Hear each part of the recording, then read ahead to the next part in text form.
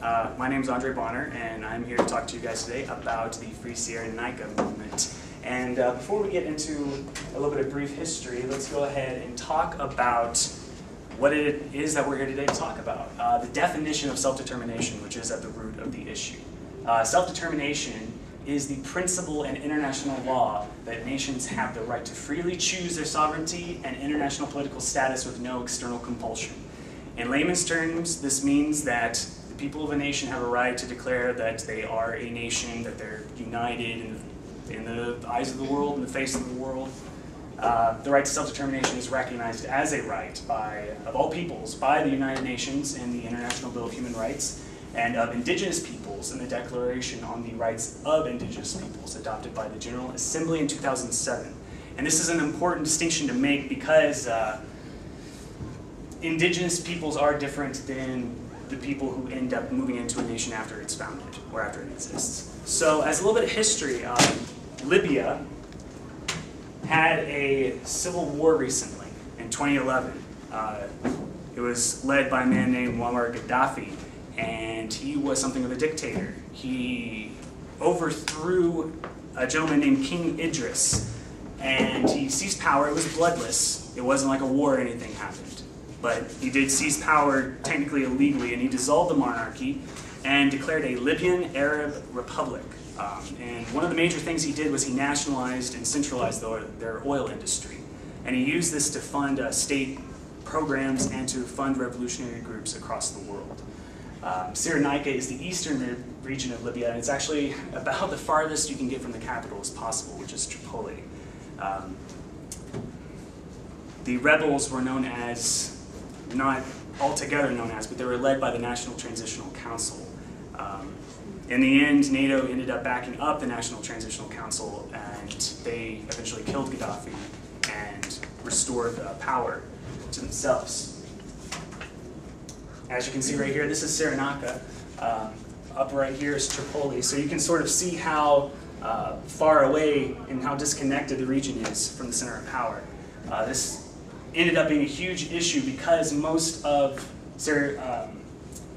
Libya's oil comes from Cyrenaica, about 3/4 of it actually. So this is a major problem for the region, the fact that they're the ones directly responsible for a lot of the country's wealth, and they're the ones who end up benefiting from it the least. So some interesting facts about it is it stretches from the literal town of Sirte to the eastern border with Egypt. Benghazi, which is Cyrenaica's capital, is the second largest city in Libya. Like I said, it holds about 3/4 of the oil reserves of the entire country, and is the birthplace of the Libyan Civil War. So for about 10 years after it became an independent state in 1951, Libya was run along federal lines with power devolved to Cyrenaica, Hasan, and Tripolitania. They enjoyed quite a lot of prestige and power under the monarchy. There wasn't a lot of people dissenting with the government. People actually enjoyed that type of government. And after being toppled by the military coup in 1969, the entire part of eastern Libya was sidelined. Basically, this was because Gaddafi was a very eccentric individual. He had a lot of theories about how government should be run, but he wasn't actually all that good at it. The history of autonomy is partially driving its bid for self-determination within Libya. So, despite its oil-rich reserves, the people in the region of Cyrenaica have continually suffered decades of discrimination from the central Libyan government, hence the need for self-determination. So he actually changed the PowerPoint a little bit, but some interesting facts about Cyrenaica is that it covers about 330,000 square miles and has a population of about 1.6 million. And this is very important because that's a fairly sizable amount of the country. And it's interesting that the government chooses to sideline these people after all the support they've been given. After they actually captured Tripoli, there were factions of the rebels who wanted Cyrenaica to be independent without the other states governing it, to be its own nation. And these people were obviously quickly silenced and removed from the inner circle of the National Transitional Council.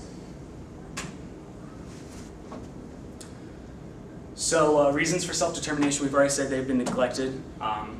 The lack of significant economic progress and development, unlike that of Tripolitania and Hasan. Cyrenaicans' dissatisfaction with the central government in Tripoli, and underrepresentation of Cyrenaicans in the interim parliamentary body. So the National Transitional Council claims that it is the only legitimate authority in the region and the representative voice of the Libyan people. It's a little bit hypocritical that people who are fighting to free themselves from a dictatorship claim that the people under them do not have that right. Mere year afterwards, it's like they have a very short memory. And this is Mustafa Abdel Jalil, and he is the chairman of the National Transitional Council. Claims that Cyrenaica revolution is foreign plot to secure oil wealth. This is simply untrue.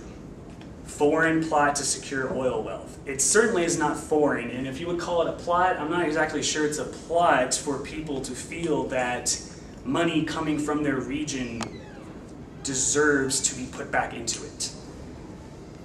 It's almost a very American ideal, if you will, that you work hard at something and you expect a return on it. People all over the world expect that, and there's no reason why Cyrenaicans should be denied the same. The shortcomings of the NTC of Libya is they have a lack of transparency. They have a failure to protect the rights of minorities, which was a major reason the NTC rebelled against Gaddafi in the first place, was because there were dozens of human rights oversights. There was a slow restoration of public services in areas worst hit during the revolution, which should have been the NTC's primary #1 goal after attaining power, was to help their people get out from what Gaddafi was inflicting upon them. An unaccountable detention system, which pretty much any civilized country on the planet recognizes. An inability to bring militias under total control and decommission their arms, which a bunch of angry men running around with weapons that don't report to anyone is probably the absolute #1 worst thing that could happen to any country. It's a deadly, deadly problem. And the torture of prisoners, which kind of links back to the unaccountable detention system.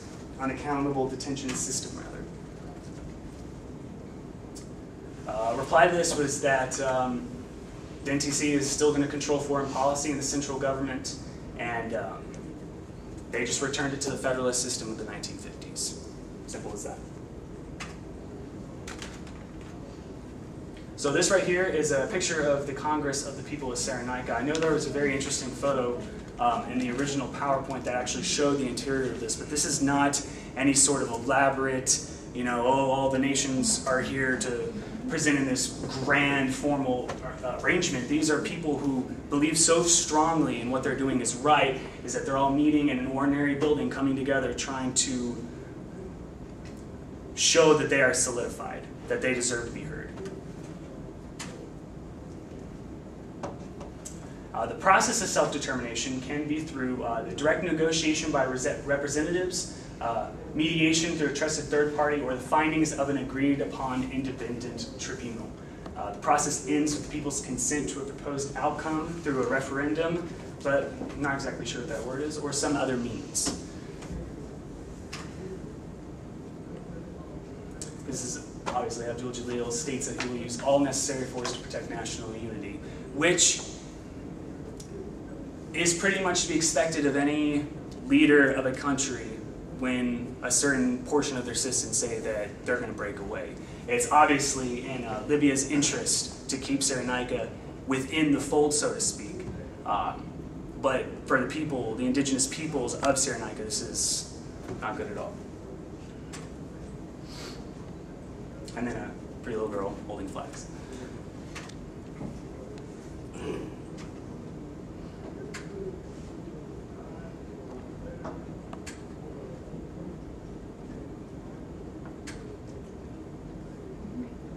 And this right here is the flag of Cyrenaica, as you can see right here.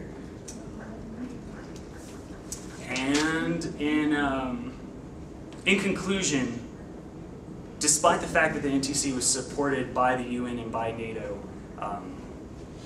it's a right of people everywhere to be able to determine their own destiny, so to speak. If you've been neglected for decades, not only from the previous dictatorship, but from the people who claim to be fighting for you, who claim to be fighting for their rights, to restore the economy, to restore the area, to modernize, and they don't deliver, you are justifiably frustrated. And sometimes you have to turn to drastic measures, which is to secede and to say, you know, we're done. It's time that we take our destiny into our own hands and return the Faith of Cyrenaica to Cyrenaicans. Thank you very much. Thank you. Thank you.